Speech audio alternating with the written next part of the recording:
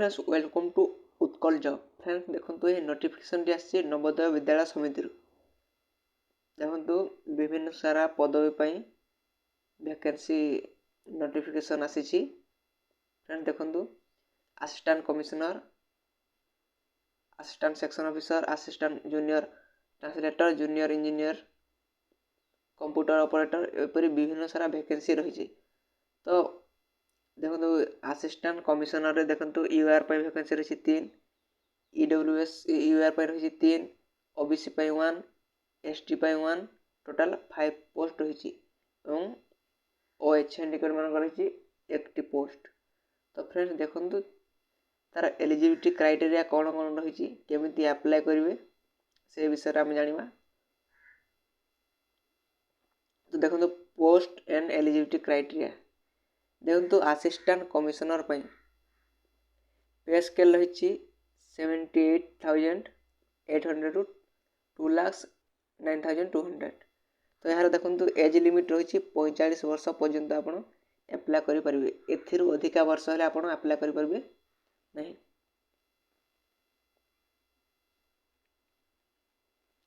देखो क्वालिफिकेशन कौन रही देखो master degree in humanities science commerce from a recognised university.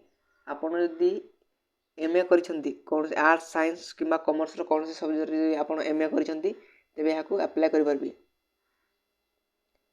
तो देखिबा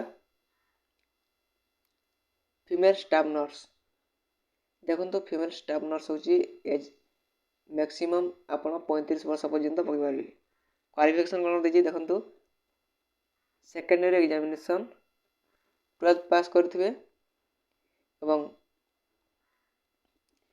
grade A diploma certificate in nursing from a recognised university 3 वर्षर नर्सिंग रे आपणकर डिप्लोमा सर्टिफिकेट थिबो। तापर देखो BSc from a recognised university किंबा आपण नर्सिंग रे बीएससी करथिबे। ताई देखो registration with Indian or state nursing council आपणकर काउंसिल रे स्टेट किंबा इंडियन नर्सिंग काउंसिल रे आपणकर रजिस्ट्रेशन होइतबा दरकार। और नेक्स्ट होची practical experience of 2 years in hospital or clinic आपणको practical knowledge थिबा दरकार कौन से हॉस्पिटल किंबा क्लिनिक रे। तापर देखो असिस्टेंट सेक्शन ऑफिसर यार एजमेंट देखो आप 18 रु 30 वर्ष भितर पकई पारे।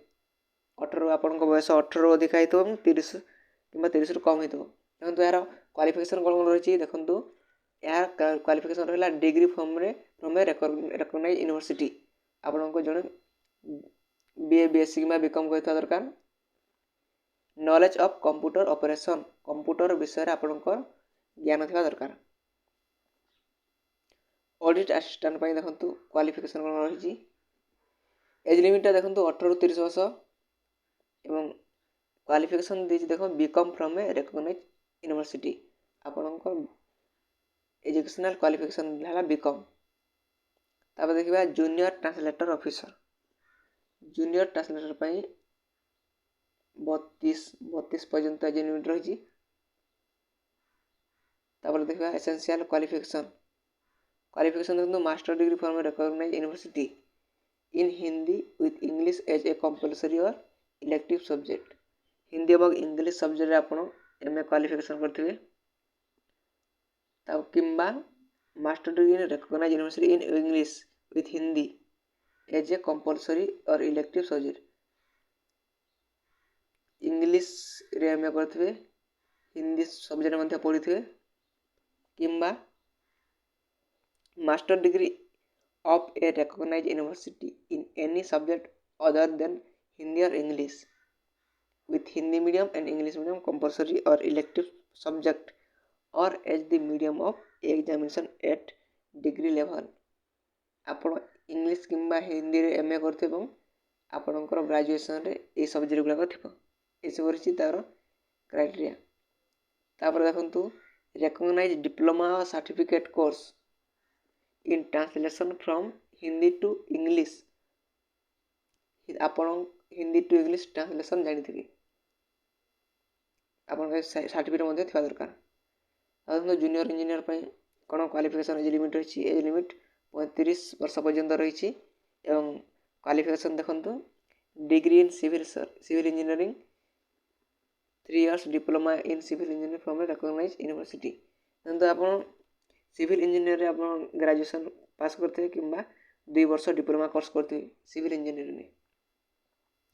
स्टेनोग्राफर पे देखंतु स्टेनोग्राफर देखंतु सीनियर सेकेंडरी स्कूल लेवल +2 आपन सारी दरकार एवं शॉर्ट हैंड स्पीड आपन जो स्टेनोर शॉर्ट हैंड स्पीड से 80 वर्ड पर मिनट था दरकार in English corresponding to 12,000 kdph। परवर्ती देखंतु कंप्यूटर ऑपरेटर पे देखंतु degree from a recognize university आपन को प्रस्तुति पास करता दरकार। Skill word processing and data entry with 1 year computer diploma from a recognize institution आपन कंप्यूटर रे गोटे डिप्लोमा से करता दरकार। देखो विभिन्न प्रकार वैकेंसी रही नोटिफिकेशन दे आपन को डिस्क्रिप्शन रे दे देबी। तापर देखंतु लेबर टाइम दे रही मेस हेल्पर देखो मल्टीटास्किंग स्टाफ देखो मल्टीटास्किंग स्टाफ पर जो एसेंशियल क्वालिफिकेशन रही 10th जस्ट आप 10th पास करते या अप्लाई करें।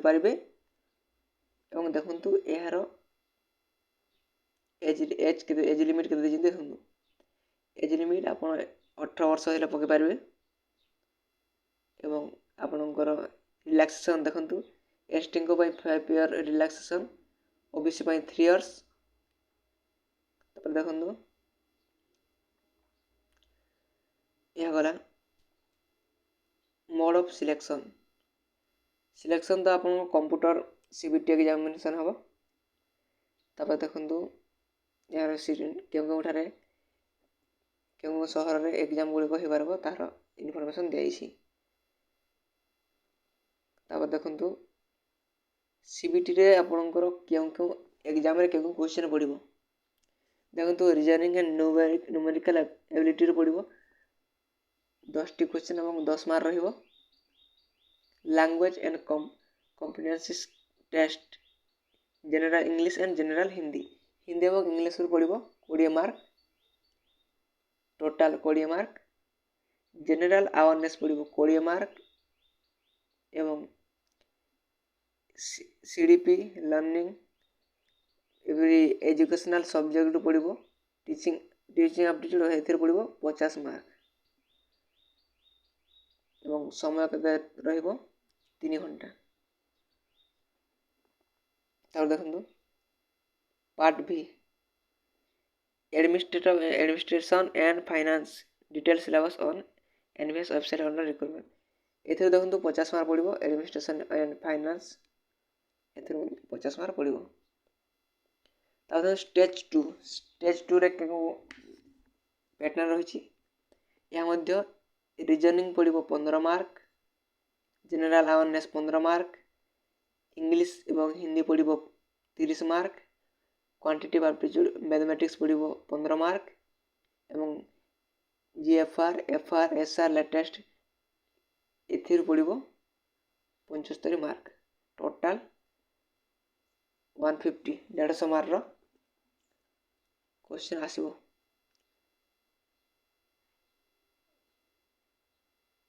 तो फ्रेंड्स एवरी बार सिलेक्शन प्रोसीजर हो।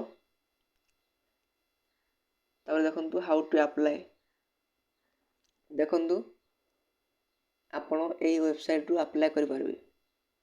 नो मीन्स सब ऑनलाइन मोड यार हो प्रोसीजर। तो देखो फीज केते रही असिस्टेंट कमिश्नर रही 1500 फीज स्टाफ नर्स 1200 और बाकी जहाँ रहा assistant section officer audit assistant junior translator junior engineer stenographer computer operator catering assistant junior secretariat junior secretariat assistant electrician cum plumber यहाँ रही 1000 टंका एवं lab attendant mess helper multitasking staff 750 टंका application फी लगे। तो फ्रेंड देखो केवे अप्लाई आरंभ हम रेजिस्ट्रेशन ओपन 12/1/2022 आरंभ हम एवं 10/2/2022 फेब्रुआरी 10 रे यार क्लोज हम रेजिस्ट्रेशन फिक्स डिपोजिट केवे ओपन हम जनवरी 12 रे एवं क्लोज केवे हम फेब्रुआरी 10 एग्जाम केवे होबार संभावना अछि मार्च 9 रु 11 भितर एग्जाम हम या इनफॉरमेशन आशा करुछि आपन वीडियो भल लागो तो अप्लाई करंतु आपण चैनल नुआ आथिले सब्सक्राइब करंतु धन्यवाद।